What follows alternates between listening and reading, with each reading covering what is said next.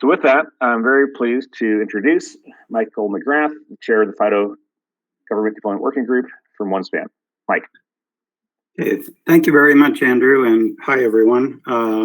Yes, I'm Michael McGrath. I'm Director of Global Regulations and Standards at OneSpan and have the privilege of chairing the Government Deployment Working Group. You can go to the next slide. The Deployments Working Group, we go by GDWG. It is, as Andrew had indicated, we are a new working group. We were just launched in January of this year. And as Andrew had stated, there's a lot of activity going on in FIDO, and there's increased awareness and adoption in the government space. So the board of FIDO established the GDWG to act as subject matter experts and internal advisors within the alliance on issues affecting the deployment of FIDO solutions by governments for both enterprise and citizen-facing applications. So we cover both the employee side and things like e-government services requiring strong authentication. Next slide. Okay, so the scope of the GDWG, we are under a charter, and we are to identify challenges within the ecosystem that are unique to government and recommend solutions where possible. We also derive requirements, identify best practices and policies, and publish white papers. We are in the process of putting those together as we speak. And also participate in webinars like today to address government adoption. And I think you guys will learn a lot from the General Services Administration today. We do not work in a vacuum, and we partner with the other working groups that have been long established within the Alliance. In addition, we get a lot of feedback from the board. The board's not just made up of government folks, it's also made up of commercial relying parties, consumers, device and handset manufacturers, as well as mobile network operators. So the Alliance really is an information sharing group, and we look to leverage a lot of the work that's been done thus far within the Alliance and come out with some new educational materials and promotional materials to address government needs. Next slide. Okay, so this slide lists shows the logos of some very familiar companies that are actively participating in the Government Deployment Working Group. And as you can see, the logos, it's heavily commercial. Really our task is to add a lot of flags. You'll see the United States and the United Kingdom flags here. They are participating in the working group. There are several agencies within the US government that are participating and have deployed FIDO, and we're going to hear about GSAs today. And also the UK Cabinet Office is also participating in the Government Deployment Working Group and supports FIDO in the gov.uk Verify program. So that's really all I have for today. I will say just a pitch for recruitment. The GDWG is open to all FIDO members. We would really like to balance this and have a lot more government participation. So if there are government folks on the call today and you want to join, please reach out to FIDO. And we meet every other week. So I will hand it off to Jonathan and Steve to provide their overview of login.gov and FIDO2. Thank you very much. All right, thank you, Mike. Yes, hello, I'm Jonathan Hooper. I'm a software developer with 18F. Work on login.gov with my colleague Steve, who's also here, who will be talking to you a little bit today. And we have some exciting stuff to tell you sort of about what led us to adopt or what led us to deploy FIDO2 on the login.gov. Sort of how we did it, what sort of resources we used, some of our observations from our initial implementation and the things we've changed, and then also we're going to go through and talk about some of the stuff that we are looking ahead to. We also have some real exciting data to share about adoption. But before we get started, first thing to do is, in case you're not familiar, talk a little bit about what login.gov is actually. And I'll start with what we're trying to do, which is, describe our mission: simplify secure access to online federal services for the public, reduce costs for the agencies. So our, goal here is two parts. One, make it easy to log in to government services. And then two, make it cheap for agencies to allow people to log in to government services online. And the way that we're approaching that now is with login.gov, which is it's an identity provider, provides single sign-on to a bunch of applications right now, USA Jobs, Trusted Traveler Program, and things like that. And this lets us, there's a few advantages for this one. It's this shared thing. It lets agencies focus on their mission. It also allows us to adopt some best practices around, security and account management, and sort of put them up in front of all of these government agencies by, sort of just doing the work in one place and log in. So, a few things there, like we've got strong password requirements that are a little bit more modern than what you might be used to seeing on government websites. We also have mandatory MFA in front of a whole bunch of applications in the government, and also now FIDO2 support.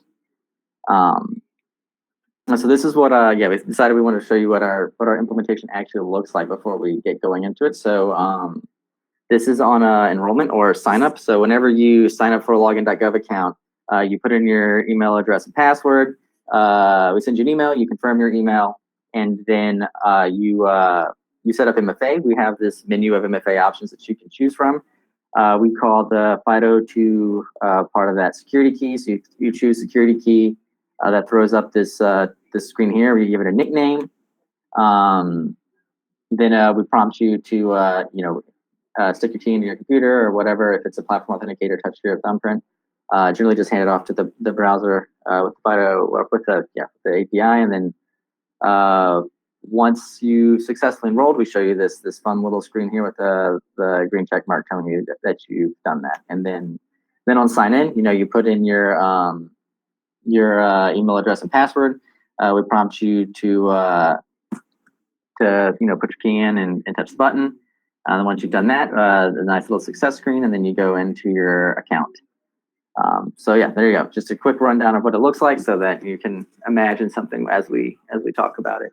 But anyway, so why do we actually implement FIDO2? So the main thing that we were thinking about whenever we were deciding to do this is security. Right now on our platform, SMS is the most popular option for people for MFA, and that has, there's obvious drawbacks to having SMS that are talked about at length in other places we don't have to go into. But yeah, we wanted to provide people with an alternative to SMS, and FIDO2 looked promising.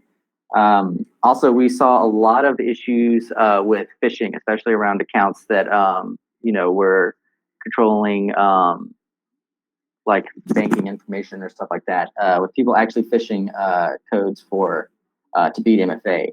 And of course, the one of the main draws of FIDO2 is that it is phish proof. So that seemed like a good way to start building a solution for that problem. Additionally, there was a cost aspect to it. SMS is extremely expensive for us.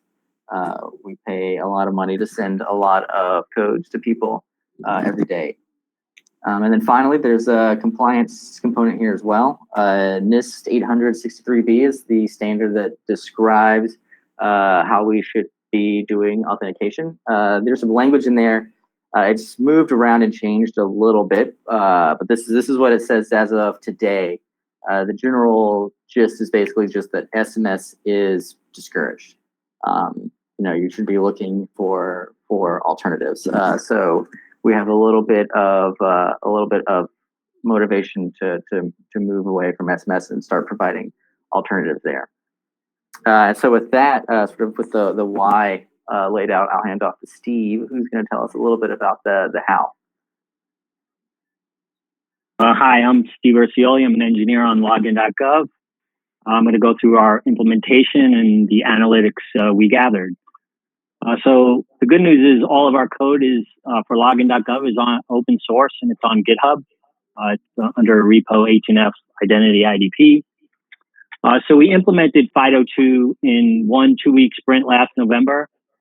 And most of the information we used, most of the primary source of knowledge was Google's blog post on developers.google.com, namely enabling strong authentication with WebAuthn. It was infinitely valuable for us. And then for server-side processing, we were lucky enough to find a WebAuthn root gem. And that did a lot of the heavy lifting for us in terms of the back-end processing.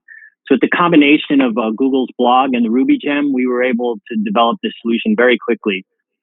We also used the W3C reference material to drill down further for clarification on any issues we encountered. So some of the challenges we faced, it was very heavy JavaScript in an app that normally isn't, but that really wasn't a huge issue. Some of the things we tried to nail down initially were the schema. So what were we actually going to be storing for each user? Essentially, it's a public key and a credential ID along with the nickname that the user supplies. But initially, we were confused over which ID would be passed back. We didn't understand from the article if it was referencing the ID that we supplied or if there was some new ID. But it was obviously this credential ID that was being supplied. For protocols, there was some confusion on that. Initially, we just decided to roll what was in the sample application that Google posted, and we would implement. We'd address the protocols in a later iteration. For attestation, that also was an issue that we had to understand better. Initially, we rolled out with attestation as direct, but we found out later that we actually wanted none, since none of the users were, since we weren't going to be acting on the device that was supplied, nor did we want the user to be clicking on a pop-up. Support of non-FIDO2 keys. So initially, when we were testing, we had several hardware keys that were failing, and we couldn't understand why. And then as it turns out, we realized a lot of those keys, or most of those keys, were not FIDO2. So we looked into supporting them, and we decided that was a much heavier lift than simply implementing WebAuthn. So we decided we'd pass on support for that, and then we would revisit later. And then finally, for error handling, we wanted to gather as much data as possible for our analytics to log failures, so that if we actually implemented it wrong, we would know what was going wrong. And then obviously we wanted to have the widest scope of adoption as possible. So we wanted to know what errors we potentially were causing. So with the front end, we developed a scheme whereby we would have a redirect to an error code so we could log that in our analytics. And then also we would log as much information as possible on the back end. So that helped tremendously initially to test it, and then we rolled out. So we rolled out, and we didn't know what to expect. And for the scope of adoption, initially we had about 2K new FIDO2 keys per month, which is about 1/5 of 1% of our new users, which wasn't great. So we theorized that the number is so low simply because most of our users preferred using their phone as their MFA method. And that was happening like a majority of the time. So last month, we made a significant change. We started requiring new users to register a second MFA. So at that point, we shot up to about 17,000 new keys per month, which is a significant change. And we were very excited about that. So right now, we have about 27,000 FIDO2 keys registered, and the adoption rate is about 3% of all new users, which is, again, a huge jump from the 1/5 of 1%. And we get about 1 million new users per month. So projecting forward, we have 15 million users. So if we required that those users registered a second MFA, we're projecting that that would be about 500,000 new FIDO2 keys, which is tremendous. So we're being cautious about rolling that out. Since requiring second MFA would be a big change for existing users, and we're still working on improving the UI experience. So improvements that we've made. So one of the big things we did is that depending on whether the browser supported it or not, we would show the option to the user. Initially, they would click on security key and then get a page where it said, sorry, not supported. So that wasn't an ideal experience, and we updated that.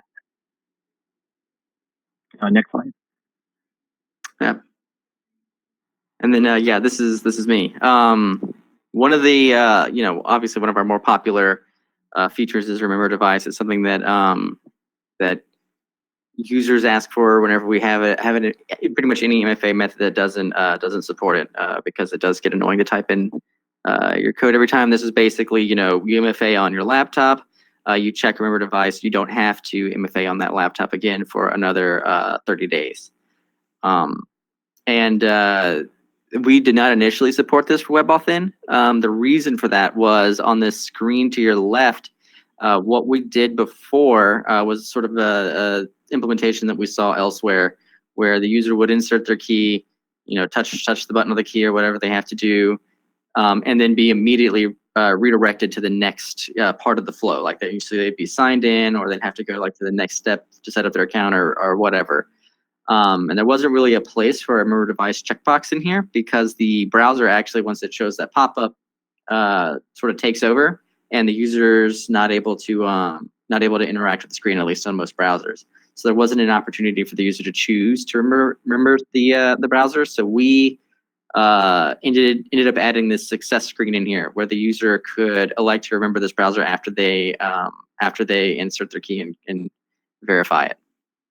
And then also, just for fun, we put this unfishable badge up on the account. So if you have an account that is that has only either security keys or PIV or CAT cards, so the government ID cards that we all carry around with us, at least government employees. If you have only those on your account, no phone, TOTP, any of the other phishable methods, you get this fun little badge there. And then we also added some data on collected some data on platform authenticators as part of our improvements, which Steve can tell you more about. Yeah, so we're very excited about platform authenticators because support at the device level would increase our adoption dramatically by not requiring users to go out and buy a separate key. So we had no data on how many users actually had this capability. So we released another set of code that actually gathered this info for us. And here's the data we found. So first, just the general statistics.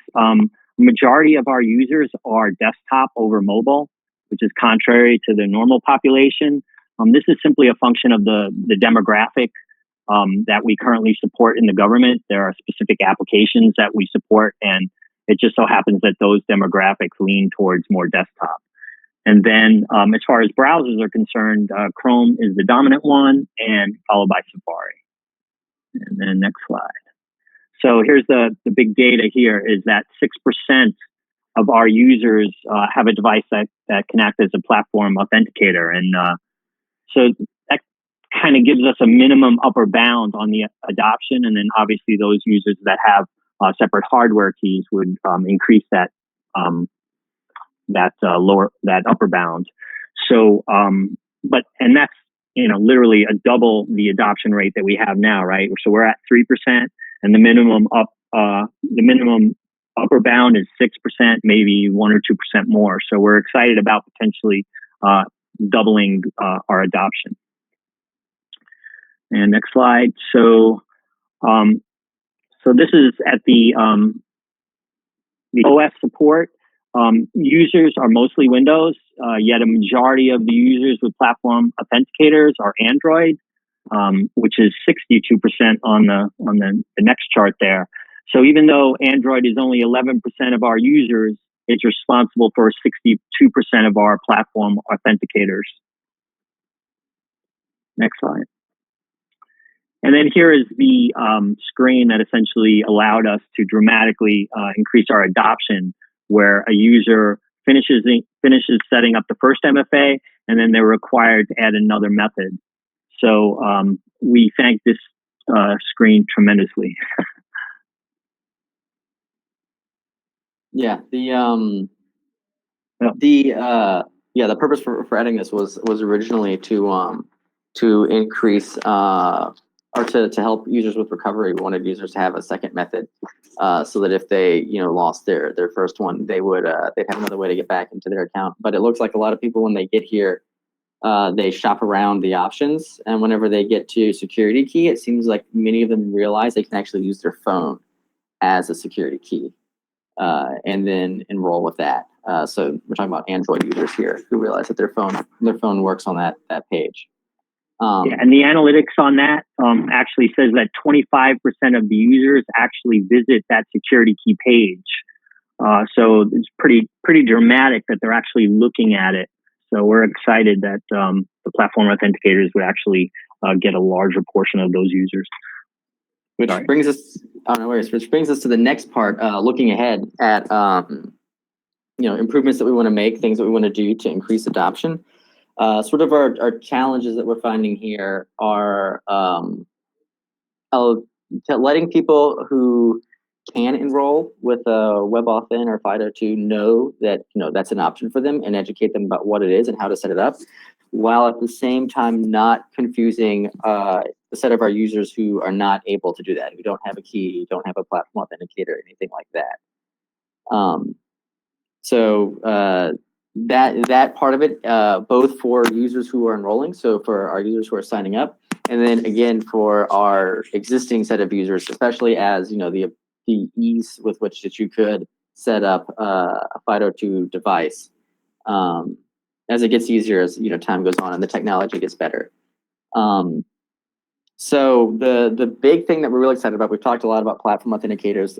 It's really on our mind because we're working right now on some user research around prompting users to set up whatever their device is named, rather than a security key, using the security key language.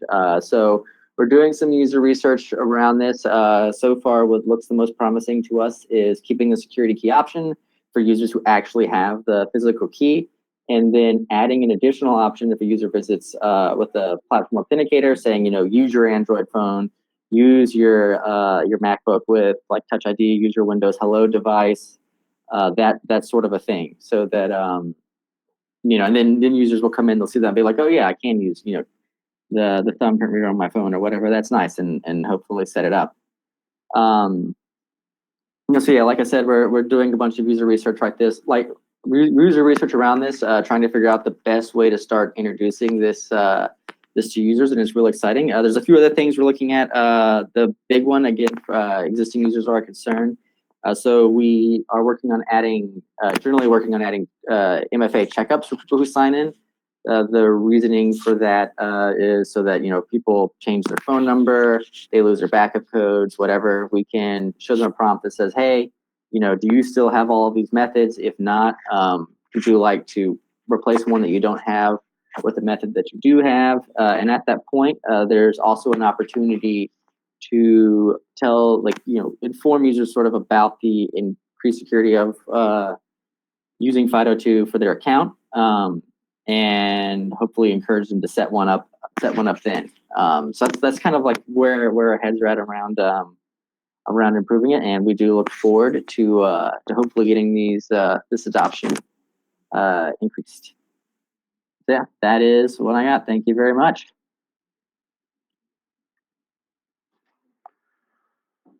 Okay, well, thank you guys. So I thought that was a really interesting overview of login.gov. We have several questions. Interestingly, the questions seem to be kind of gravitating around using